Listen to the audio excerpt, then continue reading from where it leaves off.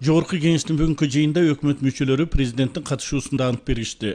Кыргыз Республикасынын өкмөт мүчөлөрүнүн ант берүү аземин баштоого уруксат этиңиздер.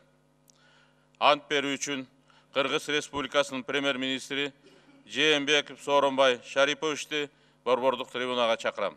Мен Жээнбеков Сооронбай Шарипович Кыргыз Республикасынын премьер-министри кызматына киришип жатып, өз элимдин Кыргыз Республикасынын Жогорку Кеңешинин жана Кыргыз Республикасынын президентинин алдында Белгилей кетсе, өкмөт жөнүндө мыйзамга ылайык өкмөт мүчөлөрү өз иш милдеттерине киришип жатып, президенттин жана Жогорку Кеңештин депутаттарынын катышуусунда ант беришет. Ант берүүдө Жогорку Кеңештин Кыргызстан фракциясынан депутат болуп вице-премьер-министрлик кызматка бараткан Чолпон Султанбекова сүрдөп кеттүү адашып айта турган текстти толук жеткире албады. Жана анын мыйзамдарын ыйык сактоого жана өз милдетимди ак ниет аткарууга ант беремин.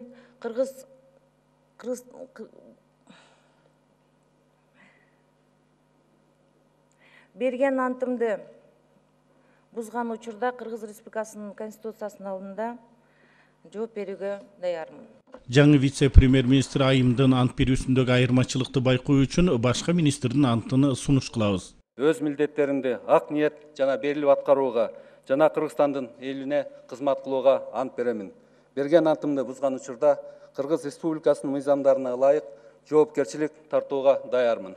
Айта кетсек, Жогорку Кеңештеги көпчүлүк коалиция тарап кайра куралгандыктан өкмөттө да өзгөрүүлөр болуп, 12 министрликтин 4 вице-премьерлик кызматтын биринде жетекчилик алмашты. Ал эми ордунда калган жетекчилердин бири өзгөчө кырдаалдар министри Кубатбек Боронов өзүнүн 7-чи жолку антын берди. Ал 2011-жылдан бери министрликти жетектеп келүүдө. Эске салсак, быйылкы жылдын 9-ноябрындагы Жогорку Кеңештин жыйынында премьер-министр Сооронбай Жээнбеков башында турган Кыргыз өкмөтүнүн түзүмү жана курамы бекитилип, анын ишеним жана биримдик иш программасы жактырылган. Андан соң Жогорку Кеңеште Кыргыз Республикасынын 2015-жылы үчүн республикалык бюджеттин аткарылышы жөнүндө отчетту бекитүү тууралуу мыйзам долбоору, ошондой эле 2016-жылга республикалык бюджети жана 2017-2018 жылдарга болжолу жөнүндө мыйзамына өзгөртүүлөрдү киргизүү тууралуу мыйзам долбоорлору каралып, премьер-министр Сооронбай Жээнбеков бул багытта парламентте отчет берди.